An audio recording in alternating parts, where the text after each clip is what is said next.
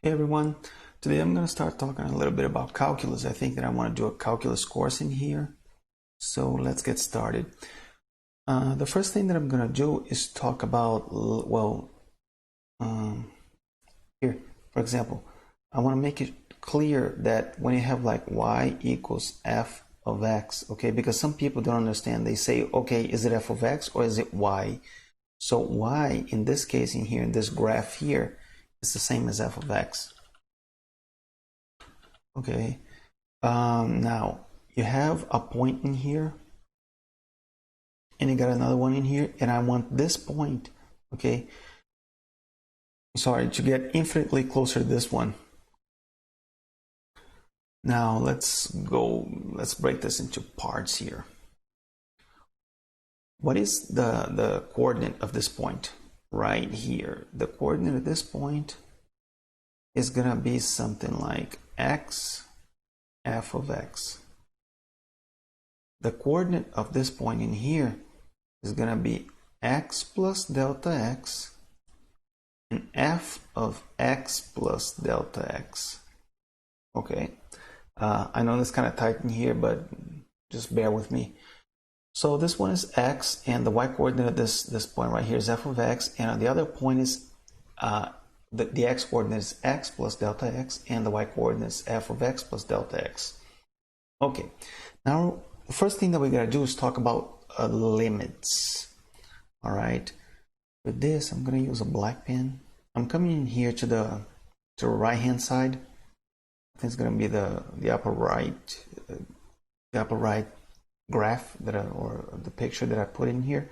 Okay, you can see here that the f of c, when x equals c, it gets close to a limit called L. Okay, now what is the limit? The limit means that as x gets close to c, f of x is going to get close to L. That's what the limit means. This is having a limit on both sides. Okay, so you can see from this graph in here that as x gets close to c, the f of x is going to get close to L. And from the other side too, as x gets close to c, the f of x is going to get close to L. So what is the definition of a function having a limit at a point c? Okay, we have here f of x approaches, I'm talking about this part here now, hold on, this thing, okay. So f of x approaches L as x approaches c, okay, or a more formal definition is that there's got to be a value of delta, okay, such as the absolute value of x minus c. For every absolute value of x minus c, this absolute value is going to be it's going to be greater than 0, and it'll be less than delta. And for each one of these deltas, you're going to have a corresponding epsilon that says that's greater than f of x minus L. So as x approaches c, f of x approaches L. Okay, it has to approach L. If it approaches L, and as x is getting closer and closer and closer to c, and then it doesn't approach L anymore, but now it approaches L again, and now it doesn't approach L anymore because it's oscillating, there's no limit in there. For you to have a limit, f of x has to approach L as x approaches c. All right, now we're going to talk about some things in here. For example, this graph here. Okay, this is what we call the absolute value graph. So hold on, let me just think about something here. I'm going to erase all these markings, otherwise it'll just get more and more complicated. Okay, so you have this point right here, okay, and you can see that as x, let's call this c, and as x is approaching c from both sides, you have L approaching 0 in there, okay, you have L approaching this stuff in here. So this function is defined at this point c, and it has a limit at this point. At this point, the limit is what? Is the value of y, which is 0. Okay? In this graph right here now, you can see that as x approaches 0, as x keeps coming closer and closer to 0 here, this function is just going to keep going and going and going and going and going and going. It'll keep going. It'll never touch y. Okay? but it's going to grow infinitely large. So is there a limit to this function as x approaches 0? No, because as x approaches 0, y approaches infinity, and infinity is not a limit. And here you have a cusp, okay? If this cusp has a limit, like in this case in here, then, well, there's a limit here, because as x approaches from this side and x approaches from this side, the function approaches this point right here, right? This value of y in here. So unless it keeps going infinitely large or infinitely small, but in this case, if it approaches a certain y, then the limit exists. Okay? It's the same thing in here with this graph. You see that as x approaches this point right here, y approaches this point, and x approaches this point from the other side, okay, from both sides in here, y is approaching this point. Is the function defined in here? No. What is this circle? The circle that I put in here means that it's not defined. So if the circle is C, is if x equals C, okay, then f of x, when x equals C, doesn't exist. It's not defined. All right, but so x can never be C, because the f of C doesn't exist, so x can never be C. But the limit approaches there. Yes, it's true. Okay, and then you ask yourself, how can you have that? Well, let's just say that you get a frog in a lake, and the frog is trying to only jumps in a straight line, okay, but it's trying to get to the border. Every time that a frog jumps, it jumps only halfway. So when is it going to get to the border? Never. But what is the limit? The limit is the border. What do you mean?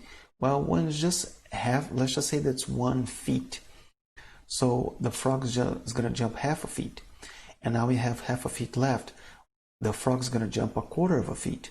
Now you got a quarter of a foot left. And the frog is going to jump 1/8 of a foot. Okay, so it's always going to jump half the way. It's going to get closer and closer and closer and closer and closer, infinitely close. So you know the limit is the border. But is the function, is this frog function defined at the border? No, because the frog is never going to get to that border. So that's what we have in this graph in here. Okay. Now I want to talk about differentiation. What is differentiation? When you have, I'm going to do this here. You know what this is? This is a secant. This is a secant because it touches, it crosses the graph at 2 points. Okay, at least 2 points. So it crosses the graph in there, and that's the secant. How do you find the slope of the secant? Well, it's going to be the f of x plus delta x minus f of x. You got to remember, what is f of x plus delta x? It's this y at this height. What is f of x? It's this y at this height here. Okay? So, it's this stuff in here. It's this equation divided by delta x as delta x approaches 0. Okay, how can you have that? Well, you can have that if this circle here keeps getting closer and closer and closer and closer and closer to the other one, okay? And then it actually tries to touch the other one. But then you go like, okay, if this point is exactly on top of the other one, the rise over run, the rise is going to be 0 and the run will be 0. And this exists, but it's indeterminate. Yes, I know. So you see, you can never make the rise go to 0 and the run go to 0.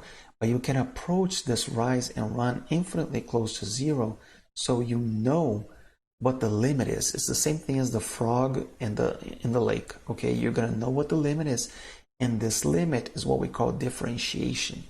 So differentiation is gonna be, I'm gonna do it right here.